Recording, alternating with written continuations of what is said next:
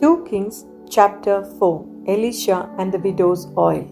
Now the wife of one of the sons of the prophets cried to Elisha, "Your servant, my husband, is dead, and you know that your servant feared the Lord. But the creditor has come to take my 2 children to be his slaves." And Elisha said to her, "What shall I do for you? Tell me, what have you in the house?" And she said, "Your maidservant has nothing in the house except a jar of oil." Then he said, "Go outside, borrow vessels of all your neighbors, empty vessels and not too few. Then go in and shut the door upon yourself and your sons, and pour into all these vessels. And when one is full as set it aside." So she went from him, shut the door upon herself and her sons. And as she poured, they brought the vessels to her. When the vessels were full, she said to her son, "Bring me another vessel." And he said to her, "There is not another." Then the oil stopped flowing. She came and told the man of God, and he said, "Go, sell the oil and pay your debts, and you and your sons can live on the rest." Elisha raises the Shunamite's son. One day, Elisha went on to Shunam, where a wealthy woman lived, who urged him to eat some food. So whenever he passed that way, he would turn in there to eat food. And she said to her husband, "Behold now, I perceive that this is a holy man of God, who is continually passing our way. Let us make a small roof chamber with walls and put there for him a bed, a table, a chair, and a lamp, so that whenever he comes to us, he can go in there." One day he came there, and he turned into the chamber and rested there. And he said to Gehazi, his servant, "Call this Shunamite." When he had called her, she stood before him, and he said to him, "Say now to her, 'See, you have taken all this trouble for us. What is to be done for you? Would you have a word spoken on your behalf to the king, or to the commander of the army?" She answered, "I dwell among my own people." And he said, "What then is to be done for her?" Gehazi answered, "Well, she has no son, and her husband is old." He said, "Call her." And when he had called her, she stood in the doorway. And he said, "At this season, when the time comes round, you shall embrace a son." And she said, "No, my lord, O man of God, do not lie to your maidservant." But the woman conceived, and she bore a son about that time the following spring, as Elisha had said to her. When the child had grown, he went out one day to his father among the reapers. And he said to his father, "Oh, my head, my head." The father said to his servant, "Carry him to his mother." And when he had lifted him and brought him to his mother, the child sat on her lap till noon, and then he died. And she went up and laid him on the bed of the man of God, and shut the door upon him and went out. Then she called to her husband and said, "Send me one of the servants and one of the asses, that I may quickly go to the man of God and come back again." And he said, "Why will you go to him today? It is neither new moon nor Sabbath." She said, "It will be well." Then she sandaled the ass, and she said to her servant, "Urge the beast on. Do not slacken the pace for me unless I tell you." So she set out, came to the man of God at Mount Carmel. When the man of God saw her coming, he said to Gehazi his servant, "Look, yonder is the Shunamite. Run at once to meet her, and say to her, 'Is it well with you? Is it well with your husband? Is it well with the child?' And she answered, 'It is well.' And when she came to the mountain to the man of God, she caught hold of his feet, and Gehazi came to thrust her away. But the man of God said, 'Let her alone, for she is in bitter distress, and the Lord has hidden it from me, and has not told me.' Then she said, 'Did I ask my Lord for a son? Did I not say, Do not deceive me?' He said to Gehazi, 'Gird up your loins, and take my staff in your hand and go. If you meet anyone, do not salute him, and if anyone salutes you, do not reply, and lay my staff upon the face of the child.' Then the mother of the child said, 'As the Lord lives, and as you yourself leave, I will not leave you. So he arose and followed her. Gehazi went up on her head and laid the staff upon the face of the child, but there was no sound or sign of life. Therefore he returned to meet him and told him, the child has not awaked. When Elisha came into the house, he saw the child lying dead on his bed. So he went in and shut the door upon the two of them and prayed to the Lord. Then he went up, lay upon the child, putting his mouth upon his mouth, his eyes upon his eyes, and his hands upon his hands. And as he stretched himself upon him, the flesh of the child became warm. Then he got up again and walked once to and fro in the house, and went up and stretched himself upon him. The child sneezed 7 times, and the child opened his eyes. Then he summoned Gehazi and said, call this Shunamite. So he called her, and when she came to him, he said, take up your son. She came and fell at his feet, bowing to the ground, and she took up her son and went out. Elisha purifies the pot of stew. And Elisha came again to Gilgal, where there was a famine in the land. And as the sons of the prophets were sitting before him, he said to his servant, set on the great pot, and boil pottage for the sons of the prophets. One of them went out into the field to gather herbs, and found a wild vine, and gathered it from his lap full of wild gourds, and came and cut them up into the pot of pottage, not knowing what they were. And they poured out for the men to eat. But while they were eating of the pottage, they cried out, O man of God, there is death in the pot, and they could not eat it. He said, then bring meal. And he threw it into the pot and said, pour out for the men, that they may eat. And there was no harm in the pot. Elisha feeds 100 men. A man from Baal-Elisha, bringing the man of God bread of the first fruits, 20 loaves of barley, and fresh ears of grain in his sack. And Elisha said, give to the men, that they may eat. But his servant said, how am I to set this before 100 men? So he repeated, give them to the men, that they may eat. For thus says the Lord, they shall eat and have some left. So he set it before them, and they ate and had some left, according to the word of the Lord. 2 Kings chapter 5. The healing of Naaman. Naaman, the commander of the army of the king of Syria, was a great man with his master and in high favor, because by him the Lord had given victory to Syria. He was a mighty man of valor, but he was a leper. Now the Syrians on one of their raids had carried off a little maid from the land of Israel, and she waited on Naaman's wife. She said to her mistress, would that my lord were with the prophet who is in Samaria, he would cure him of his leprosy. So Naaman went in and told his lord.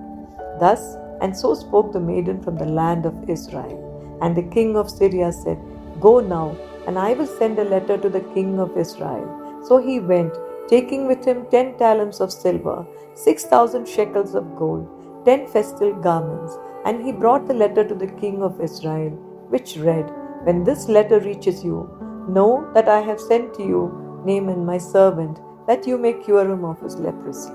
And when the king of Israel read the letter, he rent his clothes and said, am I God to kill and to make alive that this man sends word to me to cure a man of his leprosy? Only consider and see how he is seeking a quarrel with me. But when Elisha, the man of God, heard that the king of Israel had rent his clothes, he said to the king, saying, why have you rent your clothes? Let him come now to me, that he may know that there is a prophet in Israel. So Naaman came with his horses and chariots, and halted at the door of Elisha's house. And Elisha sent a messenger to him, saying, go and wash in the Jordan 7 times, and your flesh shall be restored, and you shall be clean. But Naaman was angry and went away, saying, behold, I thought that he would surely come out to me, and stand and call on the name of the Lord his God, and wave his hand over the place and cure the leper. Are not Abana and Pharpar, the rivers of Damascus, better than all the waters of Israel? Could I not wash in them and be clean? So he turned away and went in a rage. But his servants came near and said to him, my father, If the prophet had commanded you to do some great thing, would you have not done it? How much rather then when he says to you, wash and be clean. So he went down and dipped himself 7 times in the Jordan, according to the word of the man of God, and his flesh was restored like the flesh of a little child, and he was clean.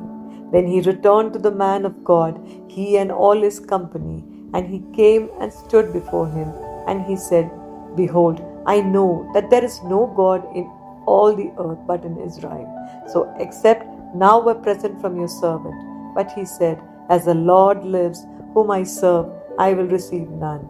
And he urged him to take it, but he refused. Then Naaman said, If not, I pray you, let there be given to your servant 2 mules burden of earth, for henceforth your servant will not offer burnt offering or sacrifice to any god but the Lord. In this matter may the Lord pardon your servant. When my master goes into the house of Rimmon to worship there, leaning on my arm, I bow myself in the house of Rimmon. When I bow myself in the house of Rimmon, the Lord pardon your servant in this matter. He said to him, Go in peace. Gehazi's greed.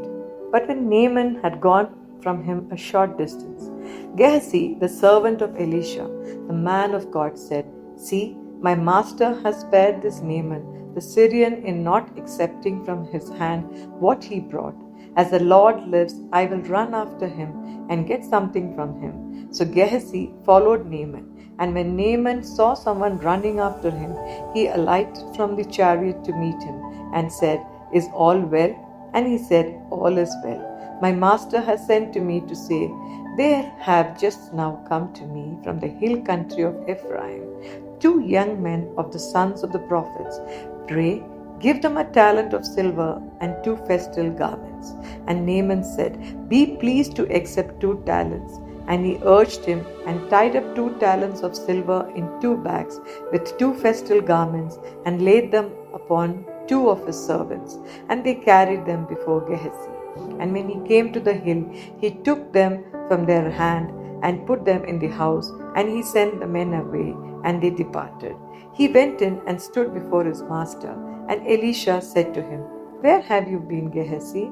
And he said, Your servant went nowhere. But he said to him, Did I not go with you in spirit when the man turned from his chariot to meet you? Was it a time to accept money and garments, olive orchards and vineyards, sheep and oxen, men servants and maidservants? Therefore the leprosy of Naaman shall cleave to you and to your descendants forever. So he went out from his presence, a leper as white as snow. 2 Kings Chapter 6. The miracle of the axe head. Now the sons of the prophets said to Elisha, See, the place where we dwell under your charge is too small for us. Let us go to the Jordan, and each of us get there a log, and let us make a place for us to dwell there. And he answered, Go. Then one of them said, Be pleased to go with your servants. And he answered, I will go. So he went with them, and when they came to the Jordan, they cut down trees. But as one was felling a log, his axe head fell into the water, and he cried out, Alas, my master, it was borrowed. Then the man of God said, Where did it fall? When he showed him the place, he cut off a stick and threw it in there and made the iron float. And he said, Take it up. So he reached out his hand and took it. The Aramean attack is thwarted. Once, when the king of Syria was warring against Israel, he took counsel with his servants, saying, At such and such a place shall be my camp. But the man of God sent word to the king of Israel, Beware that you do not pass this place, for the Syrians are going down there. And the king of Israel sent to the place of which the man of God told him. Thus he used to warn him, so that he saved himself there more than once or twice. And the mind of the king of Syria was greatly troubled because of this thing. And he called his servants and said to them, Will you not show me who of us is for the king of Israel? And one of his servants said, None, my lord, O king. But Elisha, the prophet who is in Israel, tells the king of Israel the words that you speak in your bedchamber. And he said, Go and see where he is, that I may send and seize him. It was told him, Behold, he is in Dothan. So he sent there horses and chariots and a great army, and they came by night and surrounded the city. When the servant of the man of God rose early in the morning and went out, behold, an army with horses and chariots was round about the city. And the servant said, Alas, my master, what shall we do? He said, Fear not, for those who are with us are more than those who are with them. Then Elisha prayed and said, O Lord, I pray thee, open his eyes that he may see. So the Lord opened the eyes of the young man, and he saw. And behold, the mountains was full of horses and chariots of fire around about Elisha. When the Syrians came down against him, Elisha prayed to the people and said, Strike this people, I pray thee, with blindness. So he struck them with blindness in accordance with the prayer of Elisha. And Elisha said to them, This is not the way, and this is not the city. Follow me, and I will bring you to the man whom you seek. And he led them to Samaria. As soon as they entered Samaria, Elisha said, O Lord, open the eyes of these men, that they may see. So the Lord opened their eyes, and they saw, and they were in the midst of Samaria. When the king of Israel saw them, he said to Elisha, My father, shall I slay them? Shall I slay them? He answered, You shall not slay them. Would you slay those whom you have taken captive with your sword and with your bow? Set bread and water before them, that they may eat and drink and go to their master. So he prepared for them a great feast. And when they had eaten and drunk, he sent them away, and they went to their master. And the Syrians came no more on raids into the land of Israel. Ben-Hadad's siege of Samaria. Afterward, Ben-Hadad, king of Syria, mustered his entire army and went up and besieged Samaria. And there was a great famine in Samaria as they besieged it, until an ass's head was sold for 80 shekels of silver, and the fourth part of a cub of dove's dung for 5 shekels of silver. Now as the king of Israel was passing by upon the wall, a woman cried out to him, saying, Help, my lord, O king. And he said, If the Lord will not help you, whence shall I help you? From the threshing floor or from the winepress? And the king asked her, What is your trouble? She answered, This woman said to me, Give your son, that we may eat him today, and we will eat my son tomorrow.